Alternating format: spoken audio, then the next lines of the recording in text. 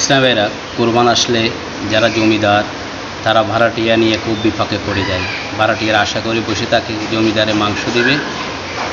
অনেকে জমিদারের কাছে সেটা দাবি যে আমার ভাড়া দিয়ে থাকি আমাদের মাংস চাই, কিন্তু ভাড়াটিয়ারা তো জানে না জমিদার ব্রাক ব্যাংক, লঙ্কা বাংলা আশা সমিতির মতো প্রতিষ্ঠান থেকে ঋণ নিয়ে এই বিল্ডিং স্থাপনা করা হয়েছে। বিল্ডিংয়ের গায়ে লেখা আছে এই ব্যাংক লঙ্কা বাংলার নিকট দায়বদ্ধ। এই মালিকের হাত পা বাঁধা। এই মালিকের যদি মৃত্যু হয়, যদি সে শহীদ হয়ে মৃত্যু হয়, তবুও তার সব গুনাহ আল্লাহ মাফ করবেন, কিন্তু ঋণ মাফ করবে না। সেটাই তো ভাড়াটিয়া জানে না। সেজন্য জমিদারদেরকে বলবো, আপনারা ভাড়াটিদেরকে দাওয়াত দেন, দুপুরবেলা জোহরের নামাজ আদায় করে আসতে বলেন, দাওয়াত সব পরিবারে।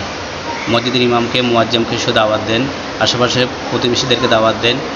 যদি এদের মধ্যে যারা অসহায় তারা আসবে, যারা ধনী বিত্তশালী তারা আসবে না। অনেক ভাড়াটিয়ারা আছে জমিদারকে 50,000 বার কিনতে পারবে। অনেকের বাড়িতে গের আছে, অনেকের ব্যবসা প্রতিষ্ঠান আছে, অনেকের ছেলে সন্তান ব্যবসা প্রতিষ্ঠান, জীবন অনেক থাকিয়ে ওরা ভাড়াই থাকে। কিন্তু ওরাই মনে করে জমিদারের যে জমিদারি নাই, জমিদারের যে স্থাপনার নিচে যে জায়গায় রয়েছে সেই জায়গাটাও মর্টগেজ দেওয়া, এটা ভাড়াটিয়া জানে না। তাই একটা কৌশল অবলম্বন করেন, ওদেরকে মাংস নয়, ওরা মাংসের হকদার নয়। ওদেরকে যদি অসহায় হয়, ভাড়াটিয়া যদি অসহায় হয়, তাদেরকে দাওয়াত দিয়ে বাসায় খাওয়ান।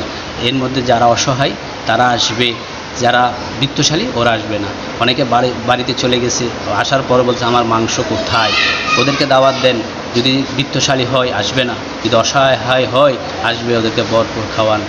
তাহলে আপনার সমস্যাটার সমাধান হয়ে যাবে।